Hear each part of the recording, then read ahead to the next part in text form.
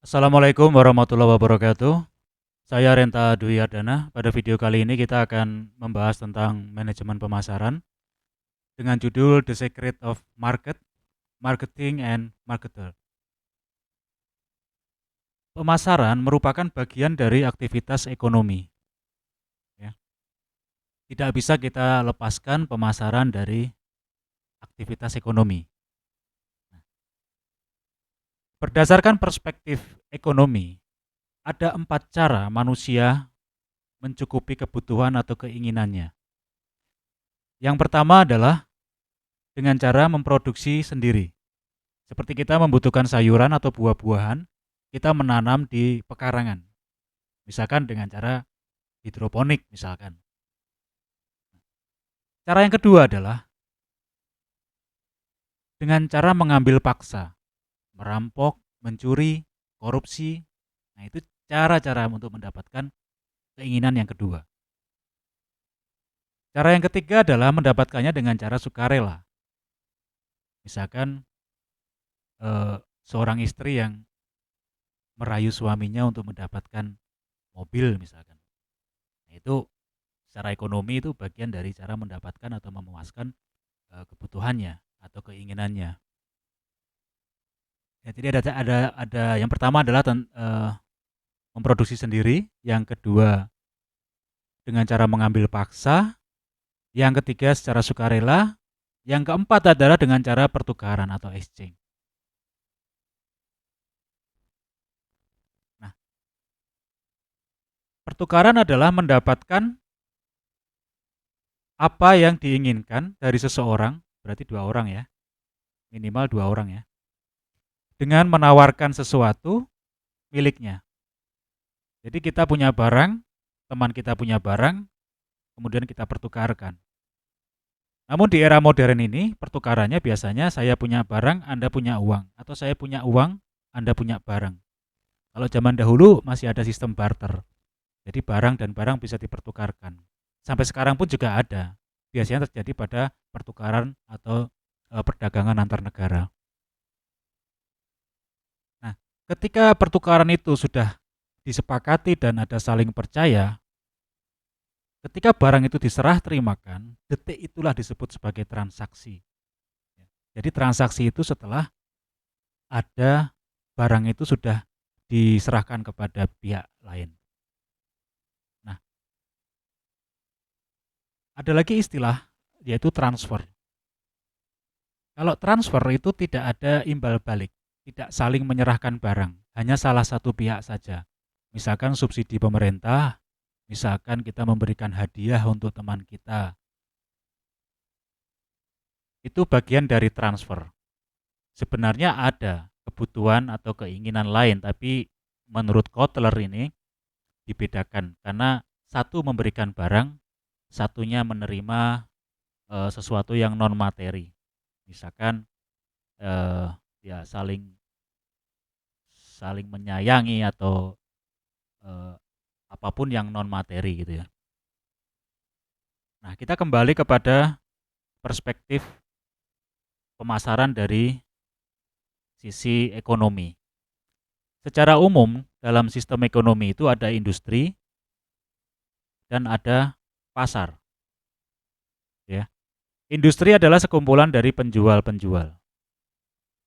Biasanya dengan kategori yang sama, misalkan industri mobil, industri perbankan, gitu ya, industri makanan dan minuman. Gitu. Nah itu kumpul dalam satu namanya industri. Kemudian pihak lain dalam satu sistem ekonomi itu juga ada namanya market atau pasar, yaitu kumpulan dari pembeli.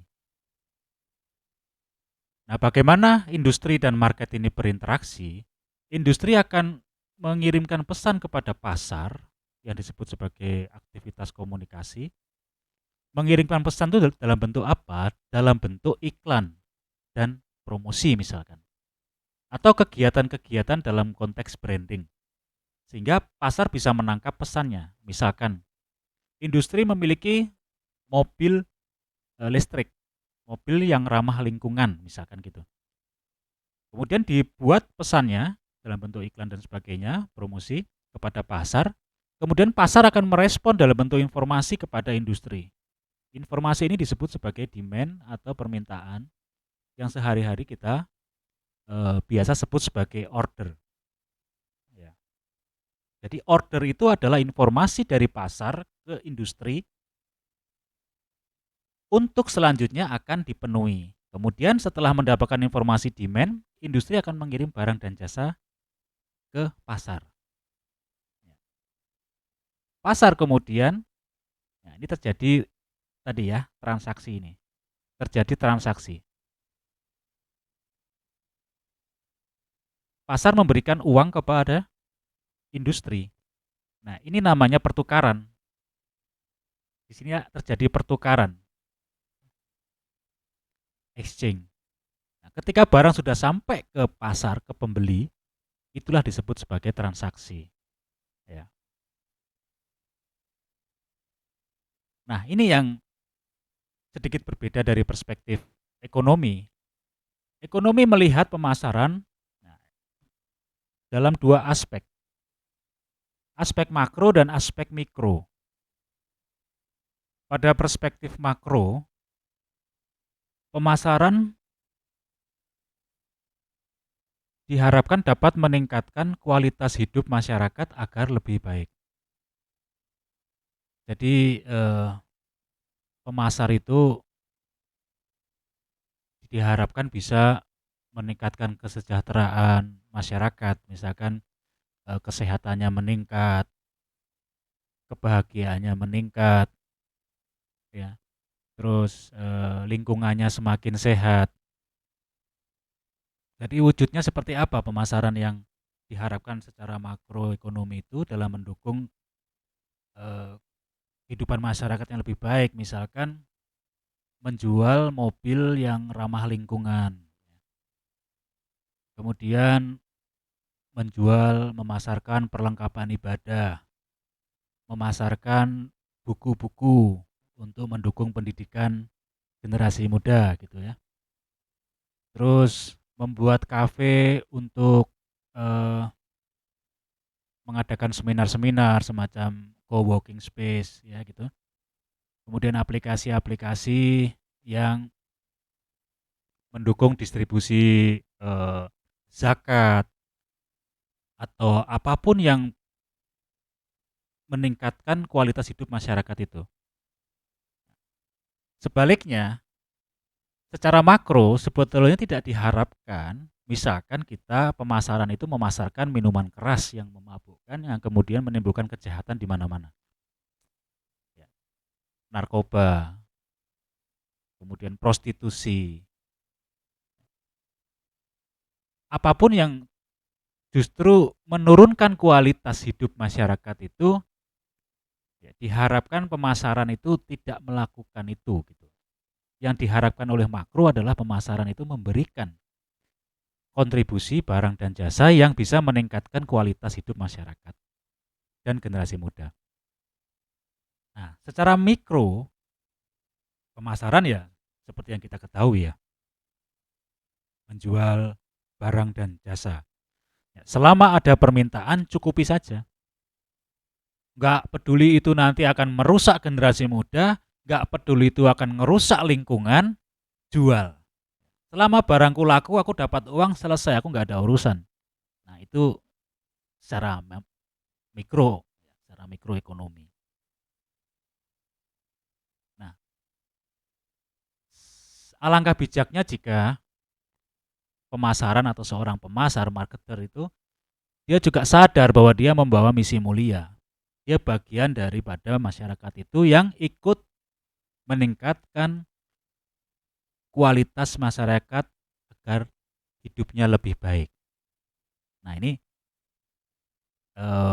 keistimewaan atau ya seorang pemasar itu membawa misi yang mulia sebetulnya.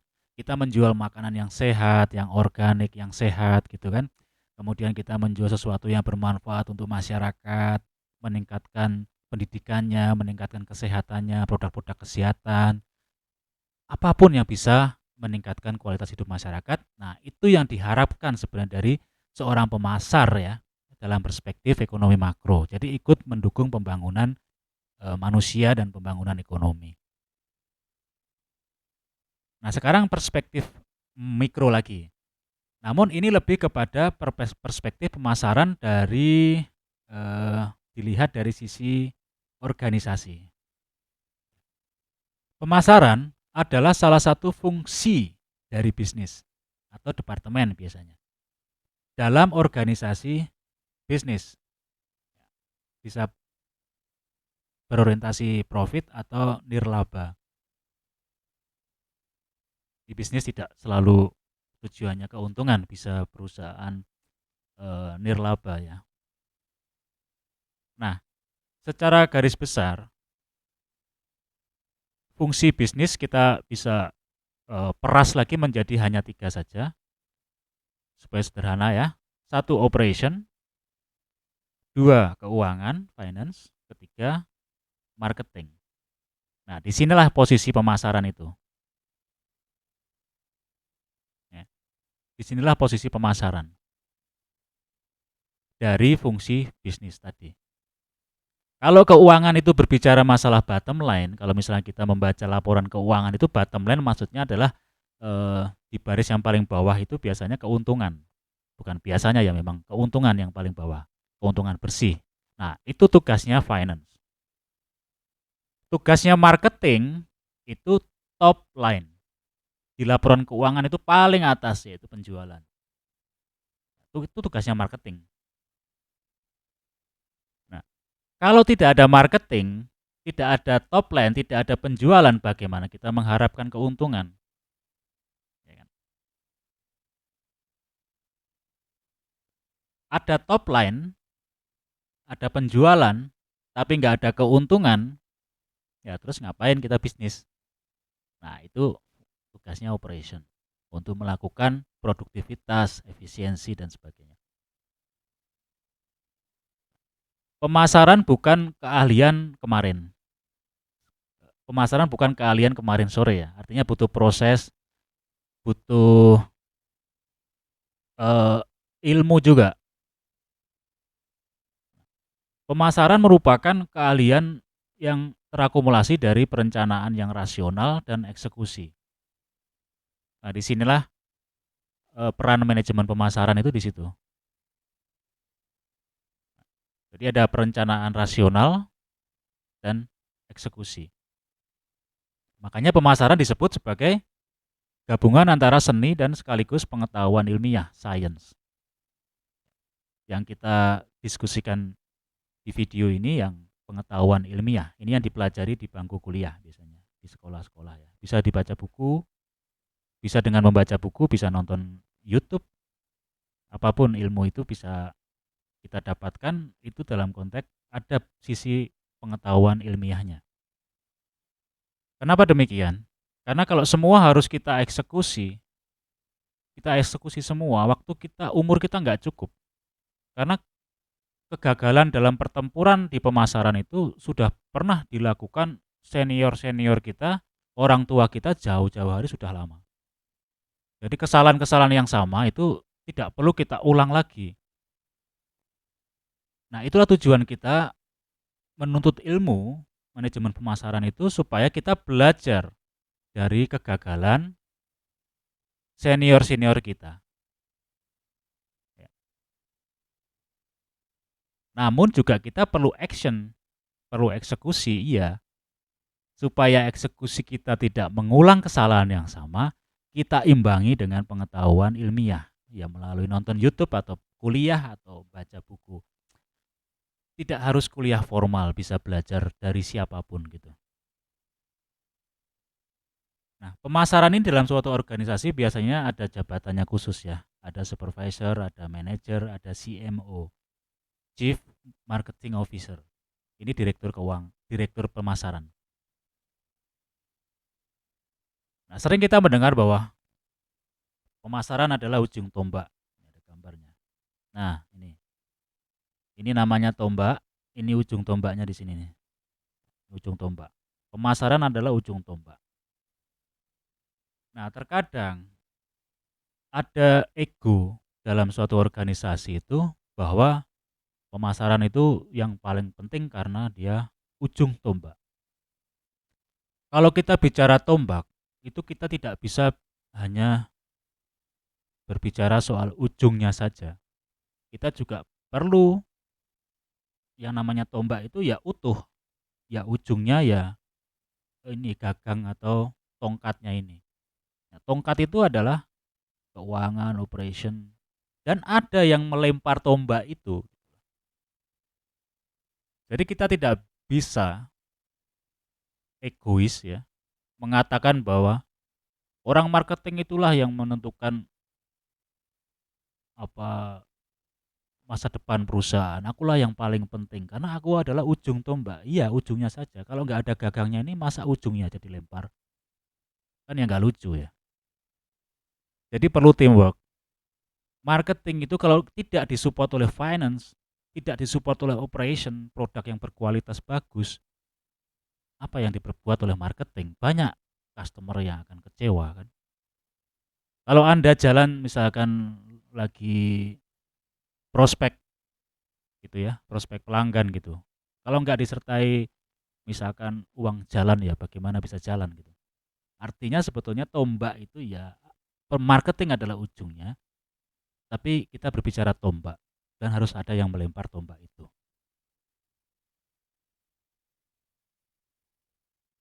Nah, sekarang kita berbicara tentang pasar. Marketing kalau kita lepaskan ing-nya itu menjadi market atau pasar ya. Berarti marketing atau pemasaran tidak terlepas dari pasar. Kita review sedikit pemasaran secara eh, pengertian adalah mengidentifikasi dan memuaskan kebutuhan manusia dan kebutuhan sosial. Jadi tugas kita cuman menerawang ya, menduga apa sih kebutuhan dari pembeli, calon pembeli kita. Kemudian kita masalahnya ketemu, kita berikan solusinya. Nah, pasar adalah tempat bertemunya penjual dan pembeli. Tapi juga jangan lupa ada pesaing. Penjual, pembeli, dan ekosistemnya. Ekosistem itu maksudnya eh, jasa pengiriman, terus jasa pembayaran, perbankan, e-cash dan sebagainya itu masuk ekosistem. Ya. Bertemu di suatu tempat. Jadi mereka ini kalau bertemu, penjual bertemu, pembeli bertemu, pesaing bertemu, nah ini menjadi concern pemasaran. Ada 4 tipe pemasaran. Yang pertama adalah pasar pengguna. Pasar pengguna atau consumer market. Misalkan eh, retail ya, mobil, kemudian makanan, minuman, kuliner, pakaian, fashion, gadget, elektronik. Semuanya yang eh, pasar di mana di situ pengguna langsung itu disebut consumer market. Consumer beda dengan customer ya, pengguna beda dengan pelanggan. Misalkan pakaian bayi itu pengguna dan pelanggannya berbeda.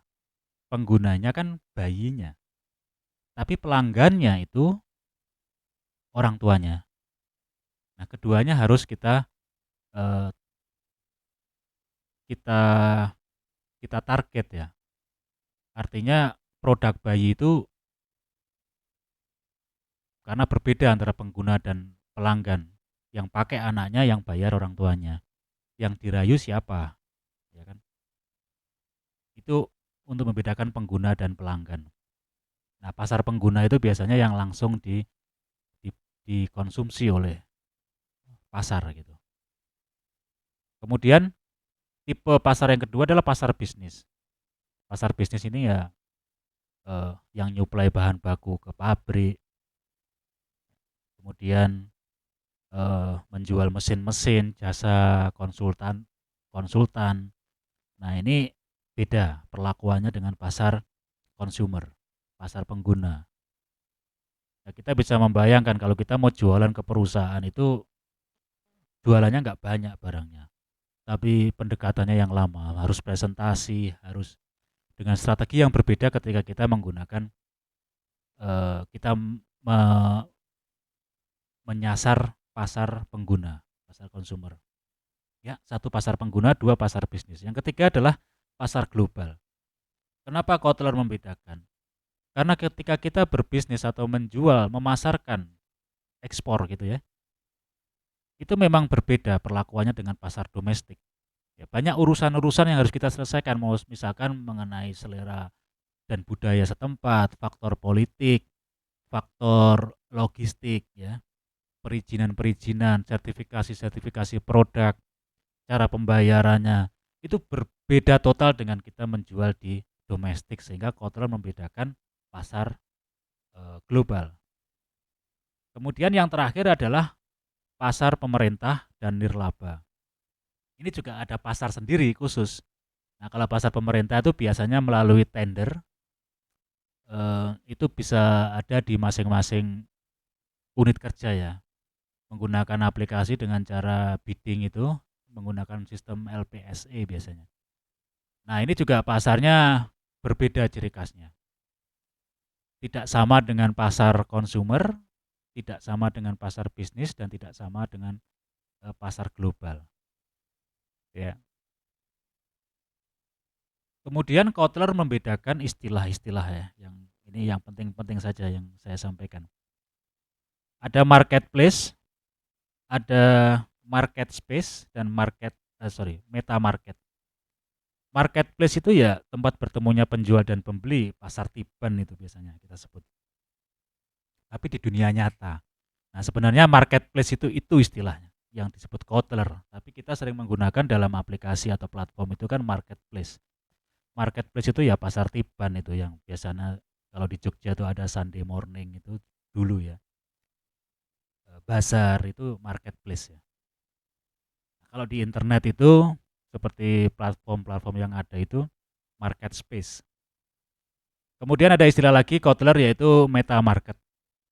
Meta market ini pasar yang terdiri dari penjual dan pembeli barang utama juga pendukungnya. Misalkan pasar mobil.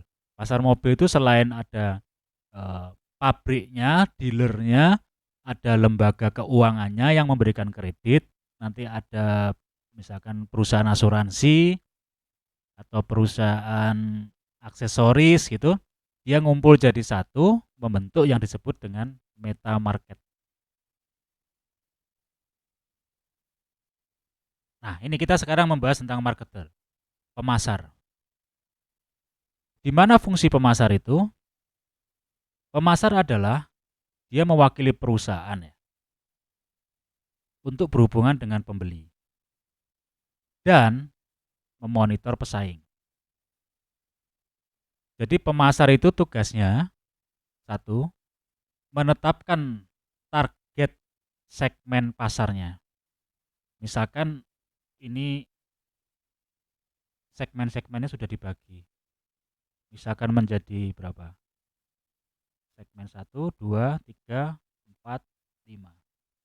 Nah, proses memecah-mecah ini yang namanya segmenting. Membuat segmen-segmen. Misalkan kita contoh di Yogyakarta, kita bagi menjadi wilayah A, wilayah B, wilayah C, wilayah D, wilayah E. Nah, kalau kita sudah menetapkan bahwa kita akan menggarap pasar C, maka itulah namanya target. Jadi setelah di segmen-segmen, baru kita pilih, proses memilih itulah.